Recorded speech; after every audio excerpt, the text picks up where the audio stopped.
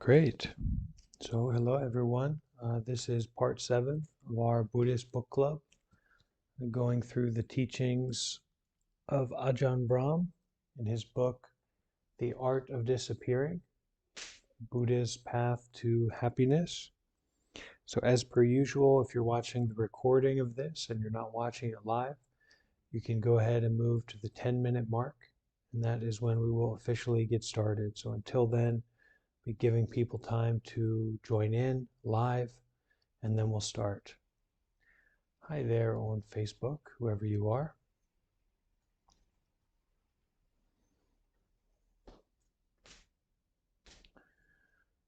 Okay, hello, Christina. Oh, hello, Christina. And hello, Donald and Francie. Oh, and Courtney. And Miss Maddie, welcome. Thank you.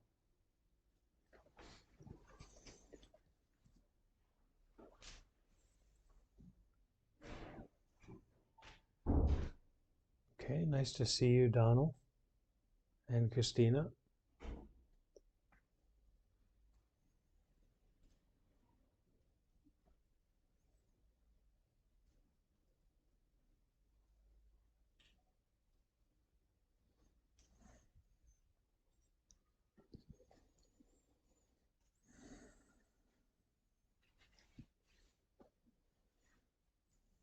How are you, Christina? How's everything going?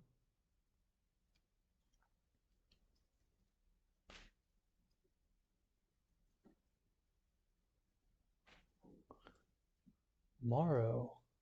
Be here tomorrow at 8:30. Great. Looking forward to seeing you tomorrow.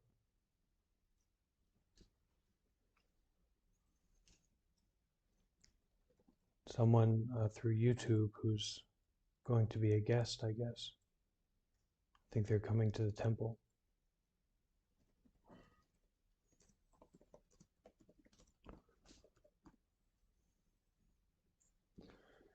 All right. What is the name of your temple, Bante? Oh, I think I got disconnected for a moment. Need to change my setting here so I can hear you. Okay, try now. I was wondering what the name of your temple is. So it's Tabarwa Center in South Italy. So it's the Southern Italy Okay. Tabarwa Center, and you're very welcome to come by for a visit if you like. That would be amazing. Yeah.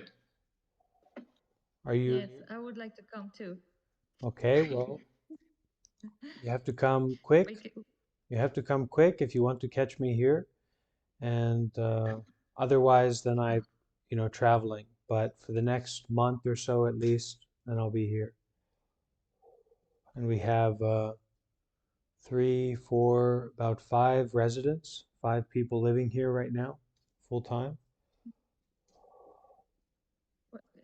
you can just come and live Oh, it's a there, large, or it's a villa. It's a Italian villa. So there's plenty of space. There's a woman's dormitory. There's a men's Wow. dormitory. Then there's the monks' quarters where the monks live, and there's a few private rooms as well. Hello, Wessel and Rosaline and Nuno, Courtney. So yeah, if you want to Will come you by, move just to another temple? what's that? Will you move to another temple? Yeah, moving around, traveling around, you never know. But right now I have my eyes set on Vietnam, so that's close to my heart. Um, Very nice. yeah, I have some supporter and followers in Vietnam, so hope to go there. But I might still be here for another 2 months or so, or more. Mm. Hi, Anushka. Nice to see you. And Smen and Jamie and Karan. Nice to see you, Karan. Hi, Banta. Hi, Banta. Yeah, hello. You know, in Thailand, in Southeast Asia, certain areas, certain places. I mean, it's not only Southeast Asia, but many places, Buddhist places, it'd be very taboo for the monk to bow to the normal person. But it's just one of those things. It's very cultural. I would get in trouble if I was going around bowing to regular people, people who weren't monks. Even to nuns, you can't bow to them. It's taboo, um, depending on where you're at. Hey, Anna. But here we can bow to each other. No one will get in trouble.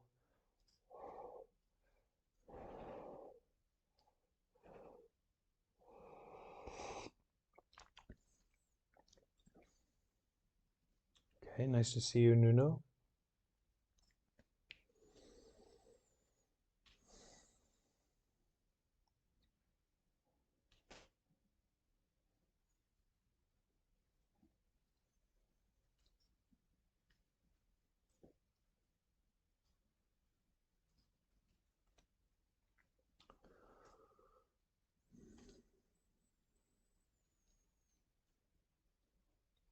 So we'll get started in a few minutes.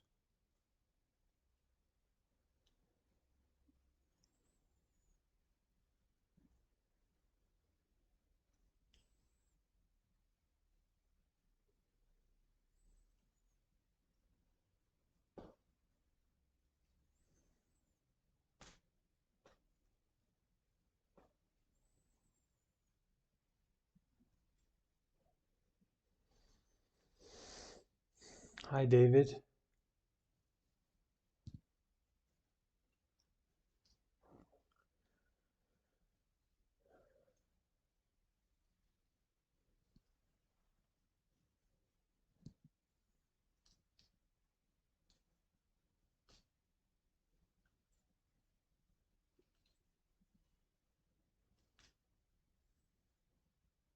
Hi, Chesh and Sarah and Susan over on YouTube.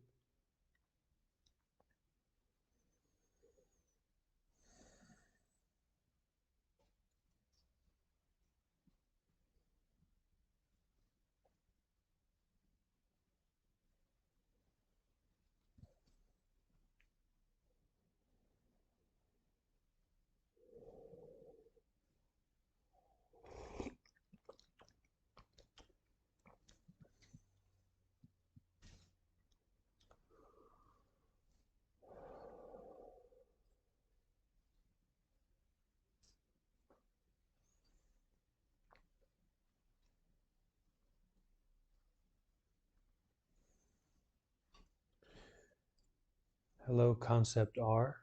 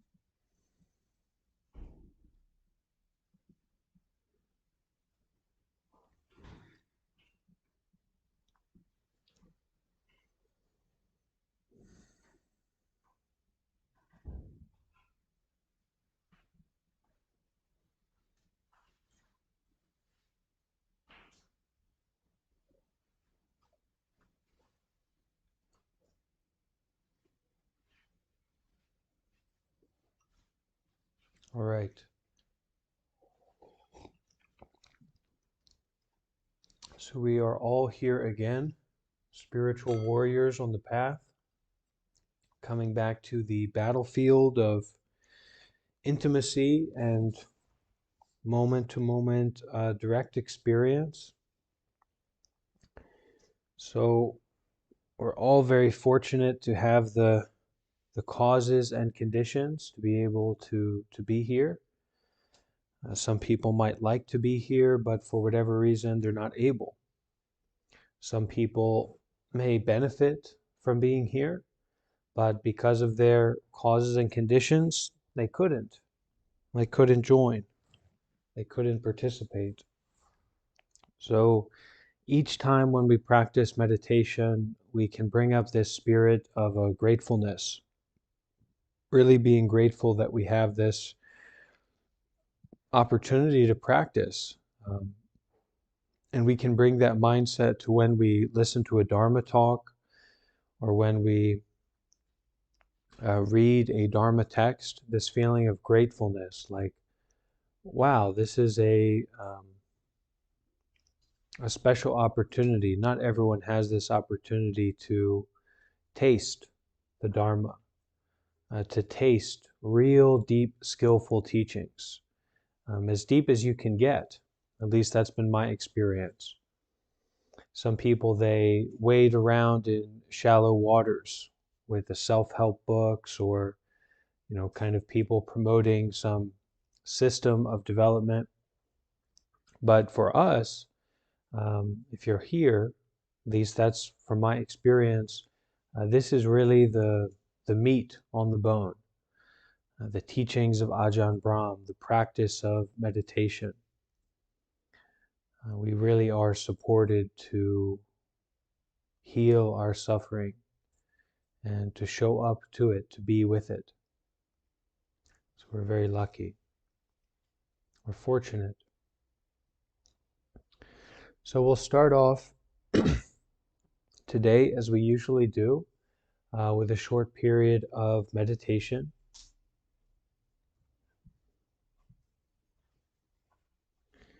So we can find our meditation position, that stable platform, that stable ground in which to put down the body, to put down the cup. The body can give us a lot of pleasure, it can give us a lot of pain.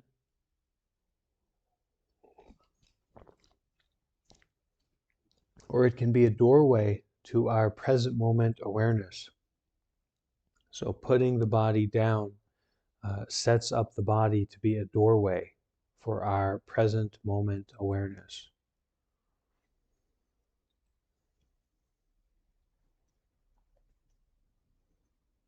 So we can take a few moments to make sure that we're comfortable as we can be. Couldn't be perfect, but give some extra effort to getting as comfortable as you're able.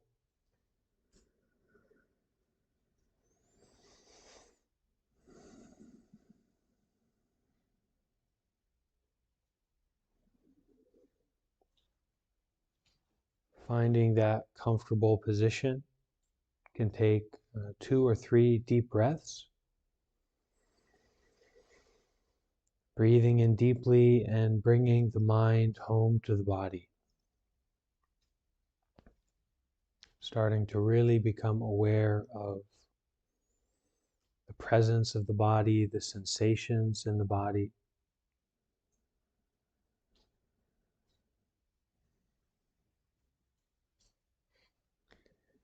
And as we start to become aware, we can apply our caring, gentle attention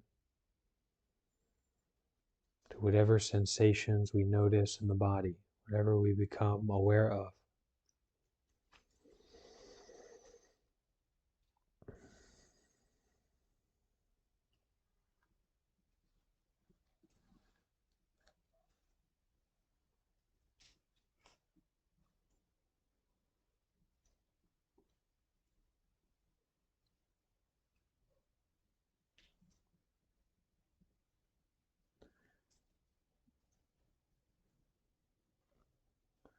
Just breathing and being aware.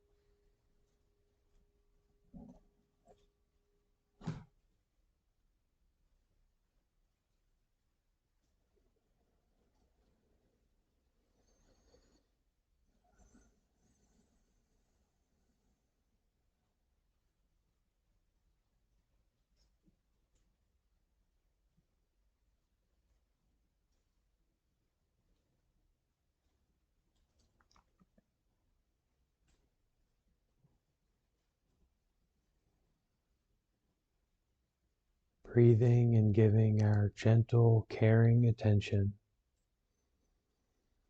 to whatever sensations, feelings we notice in the body.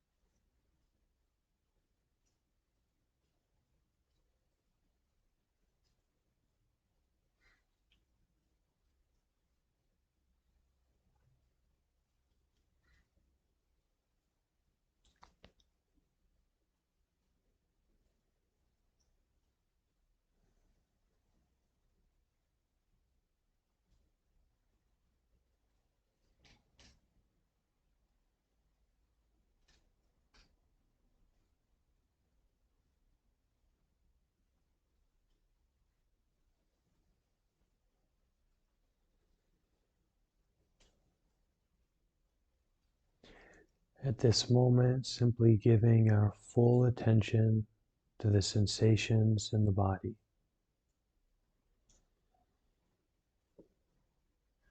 whatever they happen to be, being aware of them.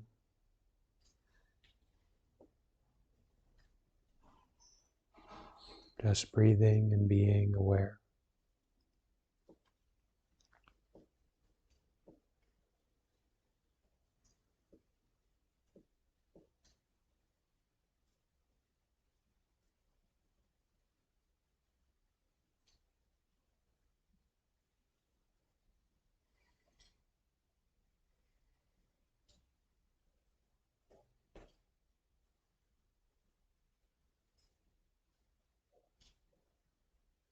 Allowing the body to be still. Closing the eyes and turning the mind around. Turning the mind to look inside.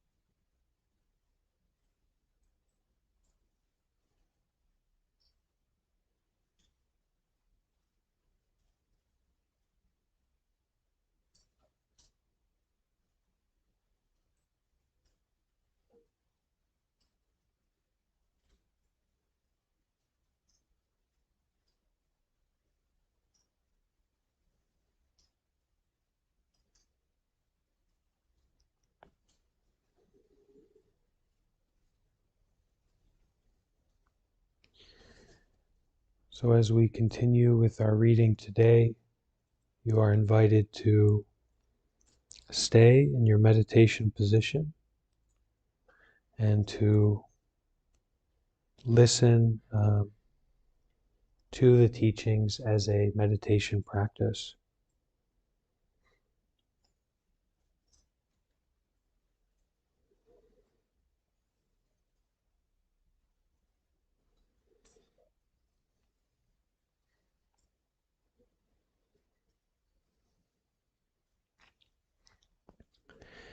We left off yesterday with a teaching on giving this caring and gentle attention to our body, to the sensations in the body.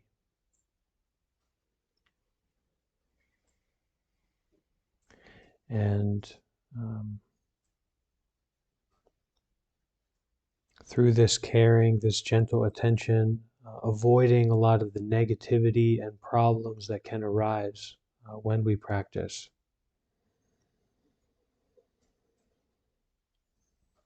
That this quality of care, this quality of kindness that we bring to our meditation can actually support us in having a beautiful, open, gentle mind. Not to be in a kind of fight or a struggle with our mind, but a gentle, caring attention. And when we find that we are looking at the feelings in the body with the negativity, with the roughness, just massage or caress the negative thoughts with caring attention. In a similar way that you would treat a baby, a puppy. No need to be rough with them, but just to be gentle. When you massage negative thoughts and feelings with this kind of caring, gentle attention, you avoid making a huge problem out of them. We'll move on now to the next section, which talks about the faculty of mindfulness. Apart from caring, attention is also important. Attention is the supervisor. You watch what you're doing, and you understand the way the mind is moving. Without mindfulness, if you're just fantasizing or even falling asleep, you don't know what's going on. So you're just wasting your time. It's much better to have half an hour of focused meditation when you're really paying attention than to sit for hours being dull or scattered. By developing awareness using the feelings in the body, that aspect, that particular skill and strength of mind is being encouraged. That skill and strength of mind to be mindful, to be aware of what's going on. By the time you let go of the feelings in the body, mindfulness has been encouraged and generated. It's sharp. Then when you move on to watch the present moment or the silence, the mindfulness is already there. Mindfulness watches the breath. You know if the attention starts to move away from the breath, and you can bring it back again. This function of mindfulness I call the gatekeeper. The gatekeeper watches out for enemies. He allows entry only to that which is supposed to enter. In the simile of the gatekeeper, the story of the gatekeeper to the city has been told exactly who is allowed to come in and who the enemies are. Obviously, if the gatekeeper is half asleep, all the instructions in the world won't work. On the other hand, if the gatekeeper is fully aware and he carefully watches the robbers going in and out, that's no good either. The gatekeeper has to be both fully aware and also know the instructions. It's the same with mindfulness. It has to be sharp to see what's happening. And it has to follow the instructions of where and how to watch.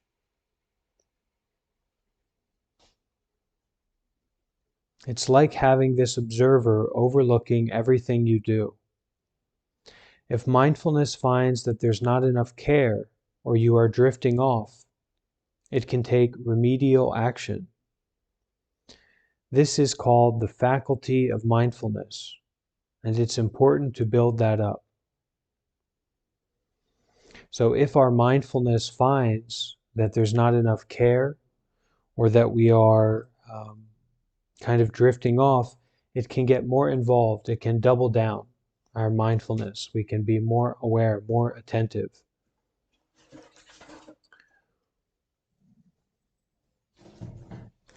Sometimes during meditation, you're tired and fall asleep, particularly if you have eaten too much or you've been very busy. Sometimes your body goes through cycles. You go through high and low stages of energy. Sometimes you are just tired and that's it. If it's not the time to sleep, then just sit there and make peace with your tiredness. So sometimes our meditation practice is just to sit there and make peace with what we're going through, to make peace with that tiredness that doesn't seem able to go away.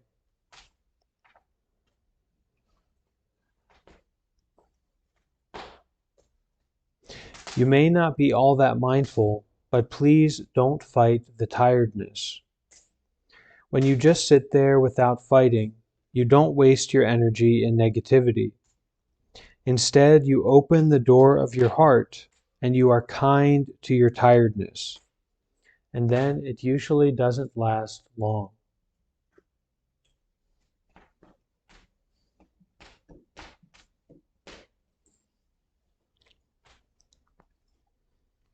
Some of the tiredness can just be laziness. However, there's an important difference between laziness and genuine tiredness.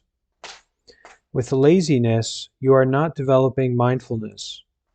You're just allowing yourself, probably out of negativity, to go off into what you think is an escape from real life. But if you have wisdom, you know it's not a very nice escape. Dullness is not a pleasant state. It's much better to develop more mindfulness by doing things like watching the body. When mindfulness is stronger, you feel much better, and you can watch the present moment, the silence, or the breath. In short, you can meditate. Because you can meditate, you get more confidence and happiness. It's important, especially when you first start with meditation, to know that yes, you can meditate. You can do it. Once you realize that you can meditate, you get the encouragement and motivation to take it deeper.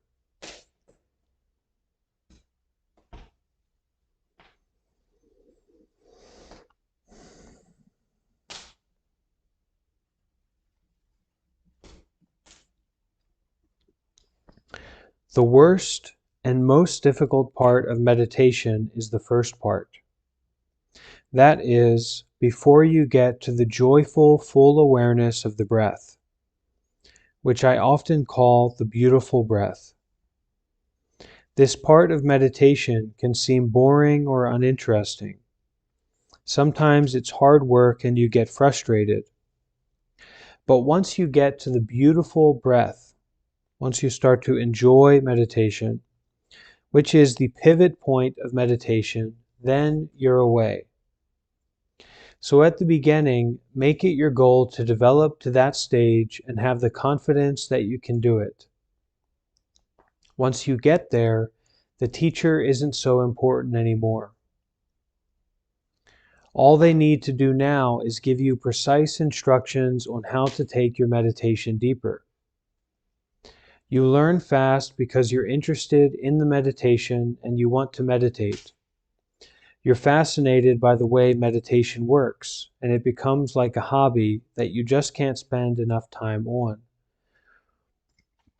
You're having fun with it. Mindfulness is important, not just during meditation.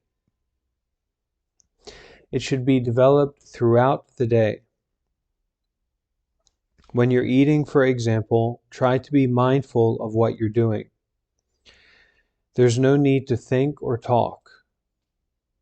A useful practice is to focus on one spoonful at a time. Instead of having one morsel in your mouth and another on your spoon like most people do, just focus on what you are eating right now. When you go to the toilet, don't take a book or a phone. Just watch what it's like to urinate or excrete. By practicing in this way, establishing mindfulness on the ordinary things of the day, when you sit down to meditate, it's much easier to be mindful of the body and eventually the breath. So you build up the practices that allow meditation to happen. Little by little, you build up the muscles of the mind, like kindness and awareness. Meditation becomes far easier. You just sit there and the mind calms down.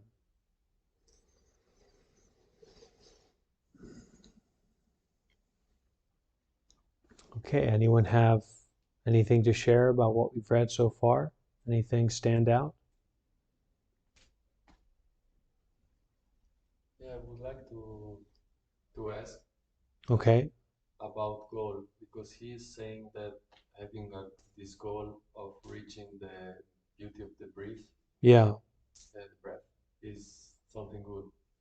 But usually, like when you do guided meditation, you suggest us to don't have any goal. yeah. So the goal when you're practicing meditation is just to practice And what he's talking about here is more an intention.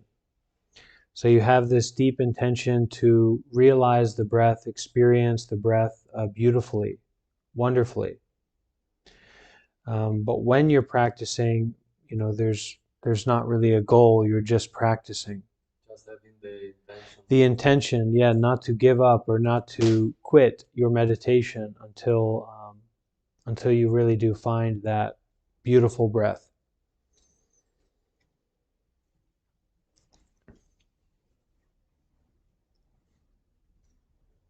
Anyone else? Something to share? Some idea?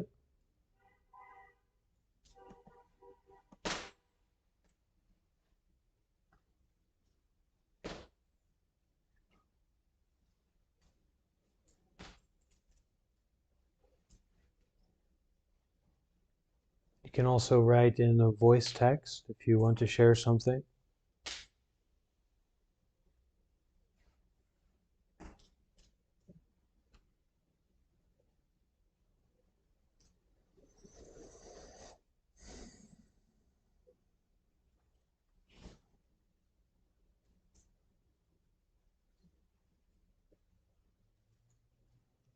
Okay, Nuno said, I smoke. It's a bit hard to focus on the breath because it becomes hard and I lose focus. Well, that's the practice.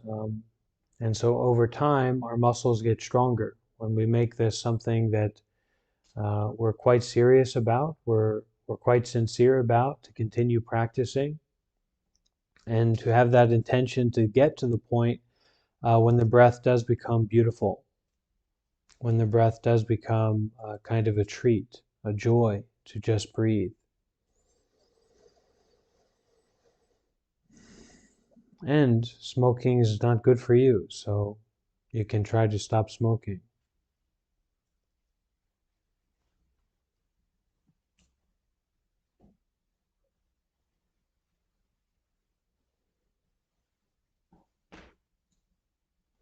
Smen says brain memory, sort of like muscle memory when strength training.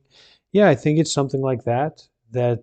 When we start to get into the habit of mindfulness, when we start to emphasize mindfulness in our normal activities, in the ways that we interact with the world and we do things, um, we set ourselves up to do deep meditation, to really be able to calm down and to stabilize the mind. Whereas if we spend all day, every day, kind of wandering around without any presence of mind, without any mindfulness, when we sit down to do meditation, it's always going to be shallow. We spend 20 minutes or 30 minutes in meditation, and then for the rest of the day, we talk to ourselves, constant chatter and a very kind of absent-minded. So, yeah, then you won't have a deep meditation. But if you can regularly practice mindfulness, then that muscle of mindfulness will be stronger. You'll be used to it. It'll be a habit. And you'll be easy to connect with that when you sit down and do meditation. So little by little, you build up the muscles of the mind, like kindness and awareness, and meditation becomes far easier. You just sit there and the mind calms down. This natural calmness comes over the mind.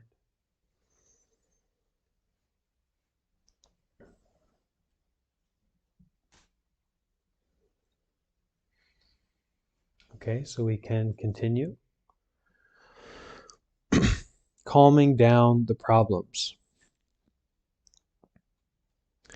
A calm mind is a beautiful, wonderful thing.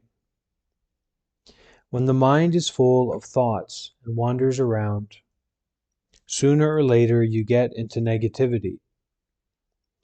It's very hard to have a thinking mind that is always positive, because thinking tends to degenerate into negativity and fault finding. You know what happens when you have a lengthy conversation. You may start off talking about high things, but sooner or later the conversation turns negative. The same thing happens with thinking, so be careful of that. The quieter you become, the more happiness you have. So your whole focus should be on calming things down. Don't forget the compassion, because it too has a calming effect. Kindness and compassion smooth over the problems and soothe the hurt. Kindness creates calm since it carries with it the quality of samatha. Kindness carries with it the quality of calming and pacifying, putting to rest things.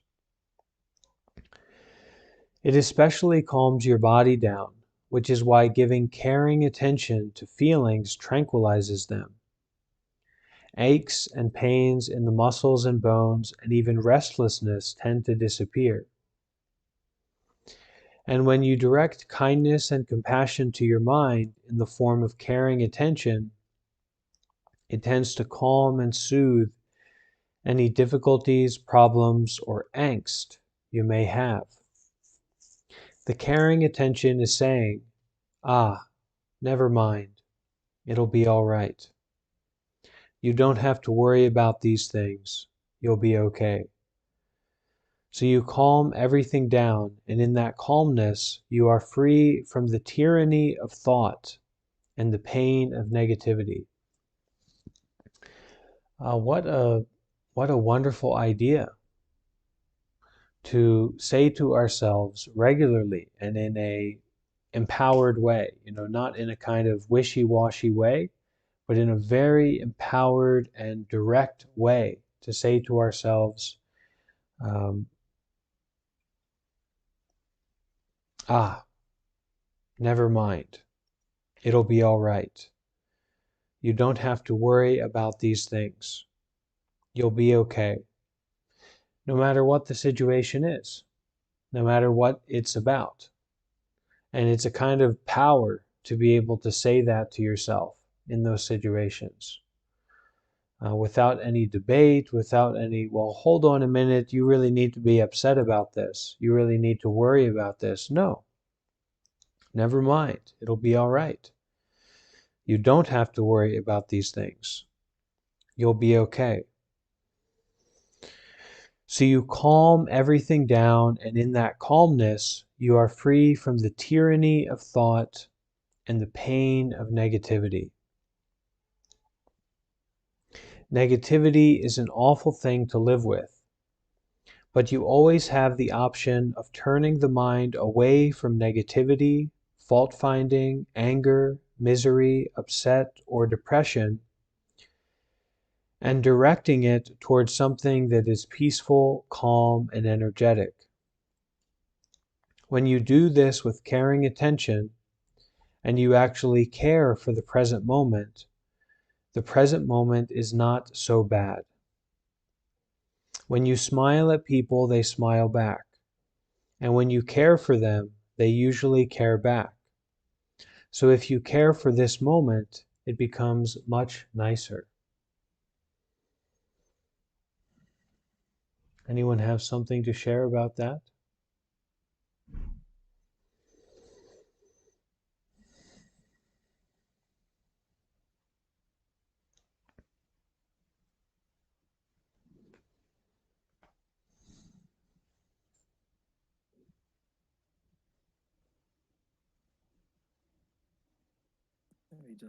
Maybe just the effectiveness of gratitude in the sense of making me be able to be caring for things and being able to be grateful for things and cultivating that compassion is just it's just been so fundamentally transformative. I think for me, just in my growth, my mental spiritual growth, really, just being able to cultivate compassion and cultivate gratitude is so like gratitude is just so such a powerful thing, and it can just shift your worldview. And I'm a direct recipient of the benefits of gratitude, and it's such a free and simple, easy thing to do, but it can so fundamental. So I'm just grateful to be grateful in a sense.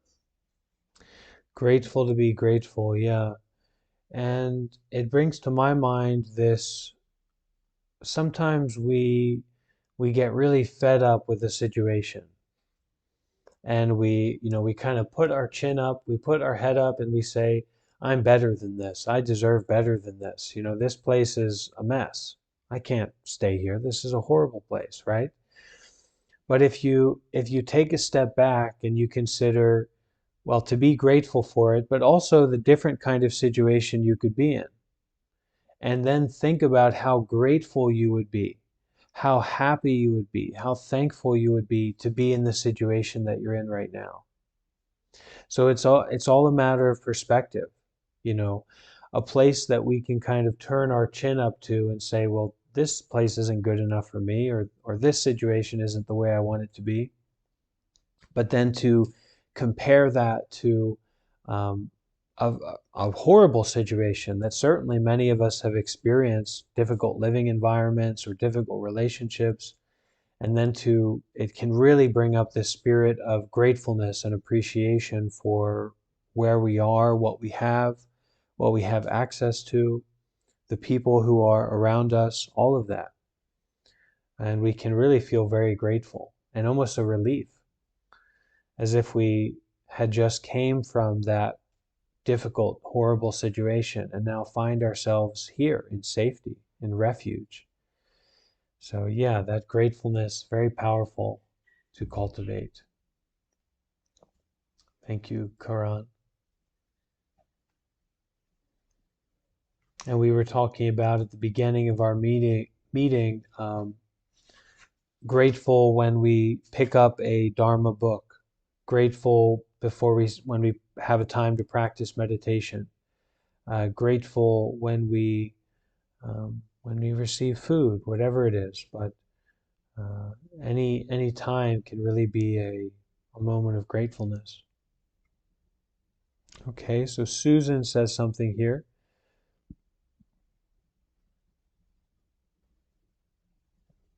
Susan says, "This is what I struggle with. I find myself being so hard on myself, pull myself down, very critical of myself, and I end up overwhelming myself with these thoughts sometimes. I struggle to get myself out of that practice." Mm.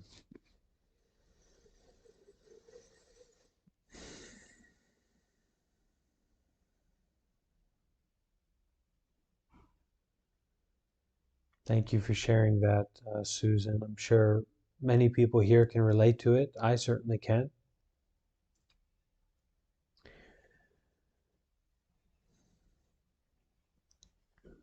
It's a process and it's a training, right? It's this mental muscle that we are developing where there is no wiggle room. There's no negativity that we support or allow for ourselves. And when we notice that critical, judging mind coming in, just to take a step back and don't be so fixed in our idea about ourselves. Who knows who I am? You know, who knows where I'm headed to, or what I should be, or what I could be, or how good I am now, or how bad I am now. Who knows?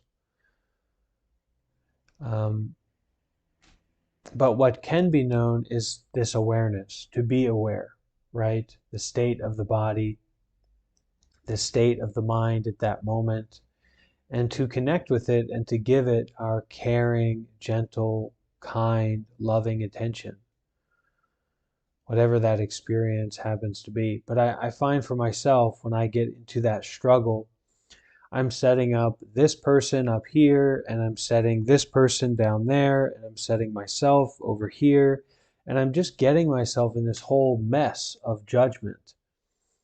And then I find, yeah, I'm like tangled up in a web of, you know, being hard on myself and being judgmental on myself when really it doesn't even relate to my life. It doesn't even relate to my experience that I'm having right now, but I build up this whole game and I put myself in it unnecessarily. So I like this saying, and to really say this, the words themselves, you know, maybe they don't carry so much weight, but to really say this at that time, Susan, never mind. It'll be all right. You don't have to worry about these things. You'll be okay. It's a very powerful way to transcend that game of higher and lower and better and worse and, being rough on myself. Well, why don't I just be kind to myself? Why don't I just be gentle with myself at this moment? I mean, why not, be a little bit generous and enjoy what my life that I have right now, just as I am. So thank you, Susan. That really touched me. That's something that I've been having come up recently. Um, and I appreciate you sharing about that.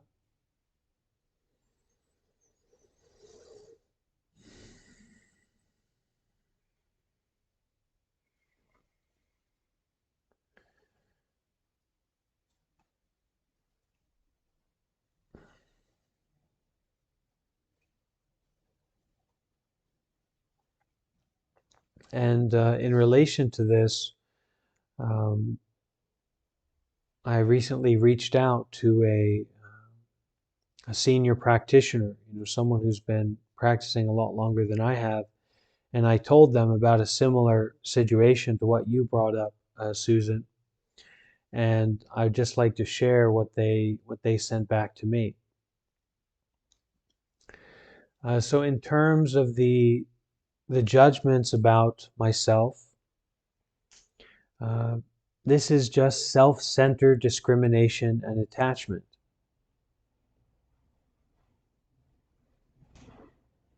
And this desire to change, to get better, to be that better person, to be that more enlightened person, right?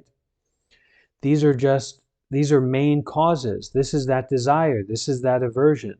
These are the main causes for vexations and suffering. Because there is an I that wants to get better, because there is an I that wants to cut off or get rid of that unskillful part, that pain, that suffering. So in his Song of Enlightenment, Zen Master Yongjia expounded, have you not seen the Zen practitioner, the Zen leisure practitioner of spontaneousness and effortlessness, who neither cuts off illusory mind nor seeks for the true mind?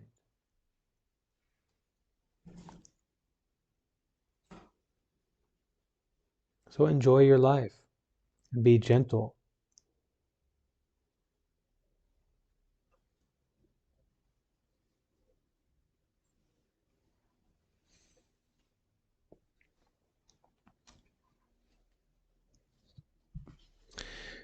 Okay, so we'll continue reading here. Continue our reading.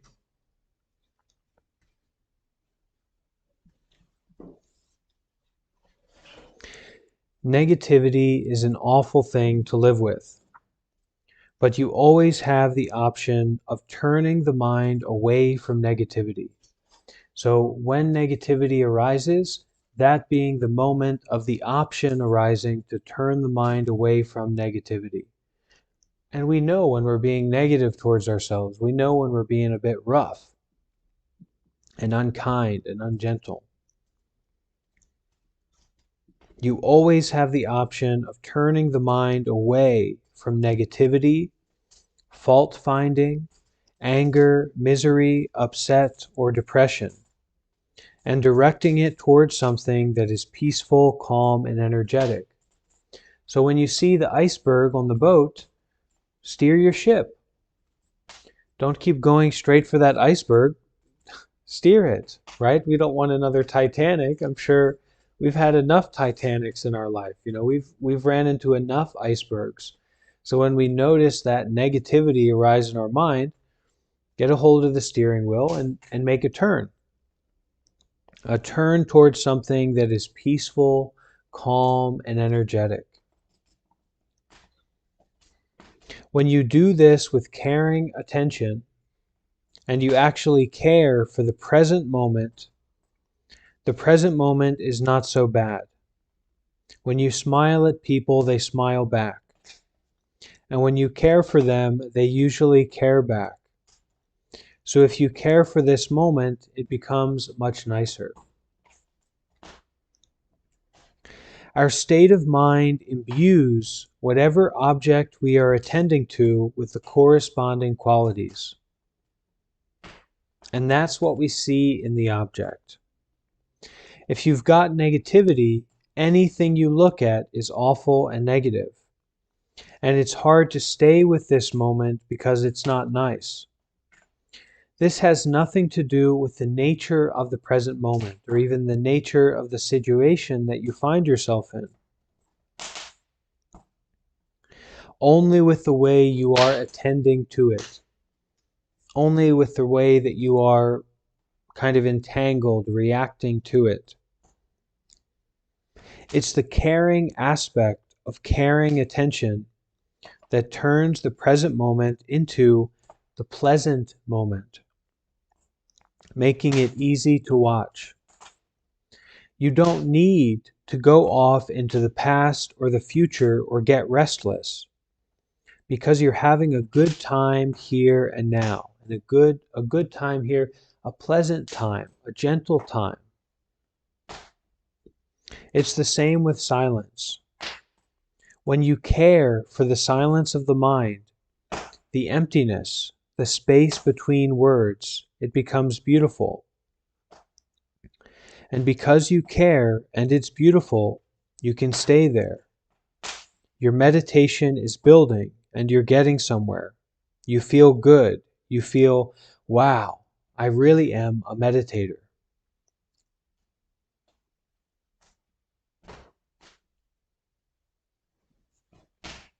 Getting the results changes everything.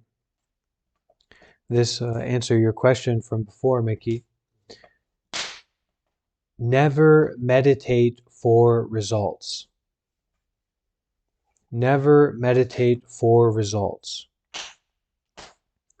Even though we all want results, even though we want to see things happen, the very act of wanting will block them. Instead, just practice the path with caring attention, thereby putting the causes in place, and the results will come as a matter of course. So practicing the path with caring attention is placing the causes in place for those results to come without you wanting them.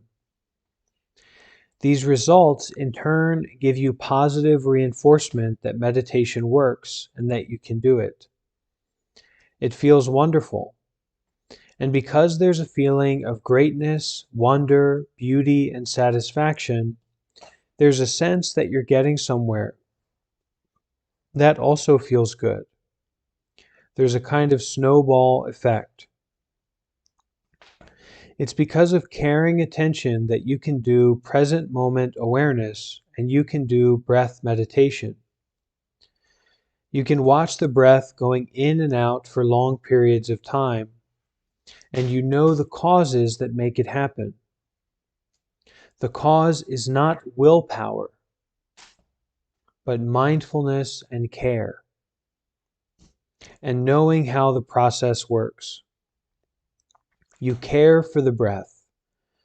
You have kindness toward it and toward yourself, and you have mindfulness to be of what's happening here at the present moment. And it takes a certain kind of person to stay with mindfulness, to stay with being aware of what's happening at the present moment.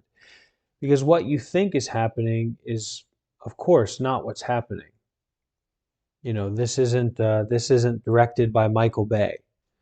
This isn't directed by some producers in Hollywood. This is life. This is reality. So it's not what you think is happening. So it takes a certain kind of person, certain causes and conditions for someone to stay with mindfulness, for someone to really practice it, to be with what's happening in the present moment continuously. And we do that with this caring attention.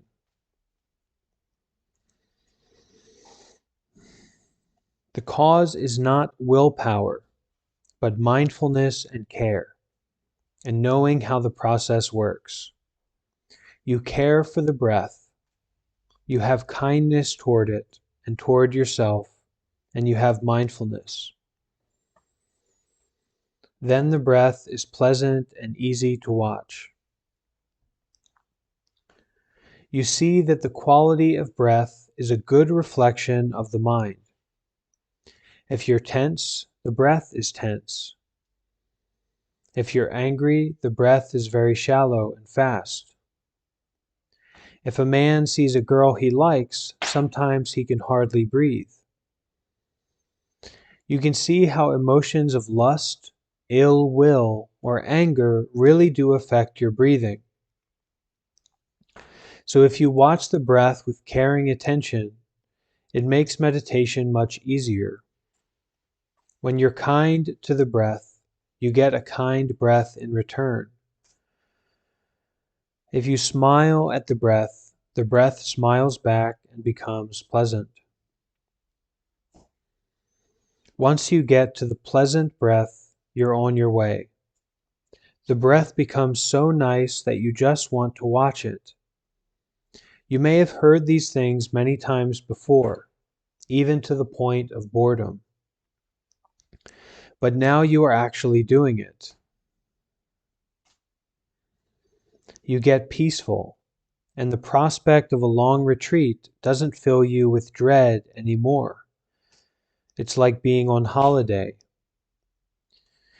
The meditation builds, grows, and blossoms, and you have the most wonderful time of your life. The more you watch the breath go in and out, the more still and peaceful you become. Remember, calming and tranquilizing the mind is the whole point of meditation.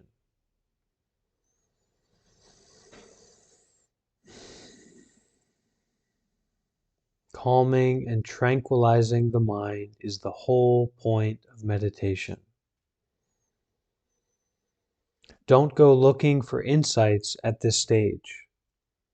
Don't get into thinking and trying to understand things. Understand stillness, just that one thing. The great thinkers in this world can think, but they don't necessarily have a deep understanding. There are very few people who can get their minds still and peaceful, so become one of those few. See how much stillness you can create, or rather, allow to occur in your mind. The truly calm mind is so still that hardly anything happens in it. Don't be afraid of the dullness that initially may be a result of the stillness. The dullness soon disappears and the stillness becomes vibrant, powerful, and full of energy. The still energy, that's the one to go for. In deep meditation, there's absolutely no motion, and you've got more energy than a nuclear reactor. It's a gradual practice. As the mind does less, it has more energy. And in time, the mindfulness becomes incredibly powerful. With the power comes great brightness, a naturally caring and energetic brightness. When you have happiness and the compassion that comes with it, it's easy to go deep into the beautiful breath meditation. You've gone past the pivot point. The climbing is over. You don't need to put forth effort. As you let go more and more, the meditation just happens. It's at this stage that the ability to really let go of the doer, the controller, the thinker, the maker becomes paramount. Try it and see what happens. If you go back to the original Buddhist teachings and see what the Buddha said, you find that your experience matches how the Buddha described things. Then you become a real Buddhist, not just a superficial or intellectual one. You understand what the Buddha taught and how the Buddha lived, and how he calmed his mind and mental faculties to become still, peaceful, and supremely happy. Such practice is reflected in your health, attitude, and life. You become a happier, more effective human being. And eventually, you'll be able to share all the energy, wisdom, compassion, understanding, and experience you get from your practice. Then you become a teacher, or you just teach by the example of who you are. Either way, it's really worthwhile.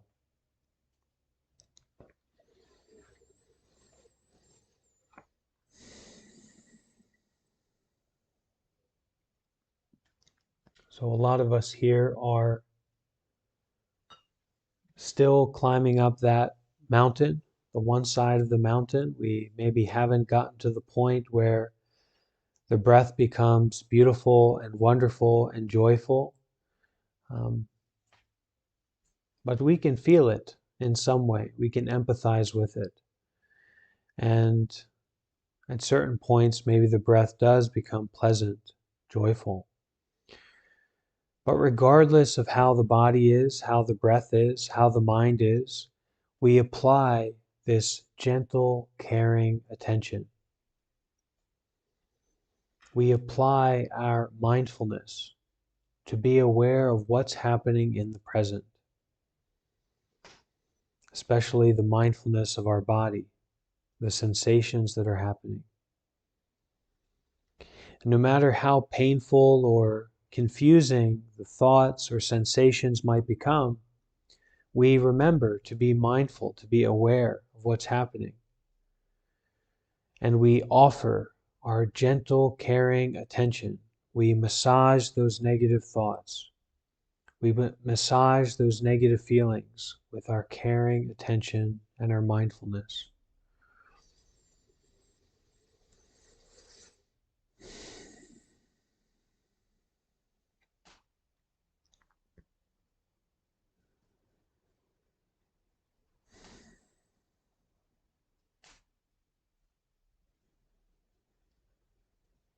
So let's all bring our hands together. And to finish today's reading and group meditation discussion, we'll say three sadhus together. And sadhu has this meaning of well done, excellent, wonderful, good job. And so we express that with this three sadhus. And if you're able, you can use your voice, use your lungs, use your body to express this feeling of excellent, wonderful, well done.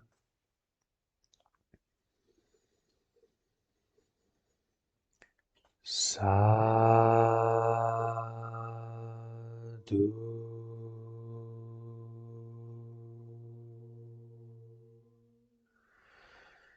Sadhu.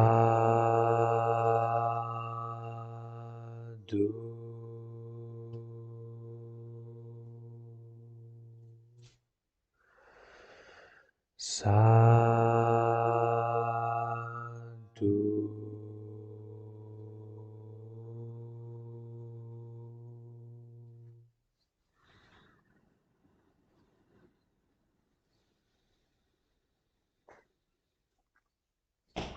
All right, thank you all for joining. See you again soon. Enjoy your beautiful breath. Thank you.